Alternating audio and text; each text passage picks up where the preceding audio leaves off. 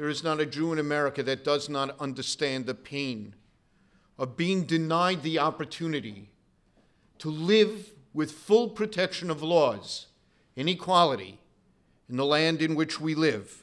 There is no clearer mandate in the Bible. There is no rule repeated more times than God's call to treat those who live in our midst, who cannot yet be fully citizens of this country, to treat them exactly as ourselves, to make them as though they are our own. And we are here to plead. We are here to pray. We are here to demand. We are here to insist that those walls come down. We say to the people in the Senate of the United States, we say to this great land, open the gates, open the heart, open the dream. May that be the blessing of what we do together here. May it be the blessing we give to you. When we say to young people, this is as far as you can go, we will not allow you to continue your education in this country, that is a moral issue. We're saying to God's children, stop. That's as far as we're going to allow you to go. That is an ethical and moral issue. It affects over 2 million children, 2 million young people. It affects their families. It has implications for our faith communities. These are members of our faith communities. If they get stunted in their development, then our faith communities are undermined. Our neighborhoods are undermined. This country will be undermined. Our prayer is that our senators will not leave their work before the end of this year without having joined the House of Representatives in passing the DREAM Act. It's critical. The only reasons to oppose this are reasons of fear and hate. There's not one good political reason why we shouldn't allow these kids to become citizens. They're the best citizens we're going to have. And so this is politics, and this is a bipartisan failure. I mean, we've had 2 signs up at the border for a long time. No trespass and help wanted.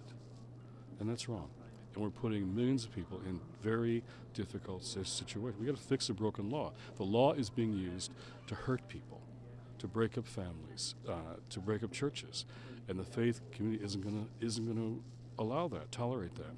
They'll change this law, or they're going to be having us on their doorstep all the time. This is wrong. We'll be here until it changes. This is a moral emergency, and now they're having a vote, we hope, in this lame duck session.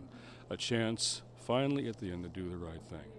If they don't do the right thing, we'll do the faithful thing, and we'll stand in the way of this law. I will call for Christian colleges to disobey this law and accept undocumented students, kids.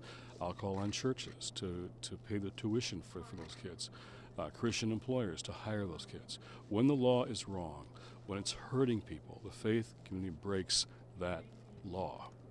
And they'll change this law or we'll break it. It's as simple as that. At the end of the day, this is about my community, the children who live on the street I live in, the children who go to the schools that I go to. And to deny them a future because they were brought here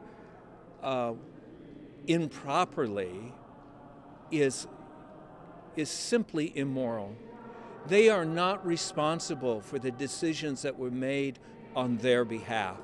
As a Christian minister and a reader of the Scripture, people of the Bible are people of journey, of migration.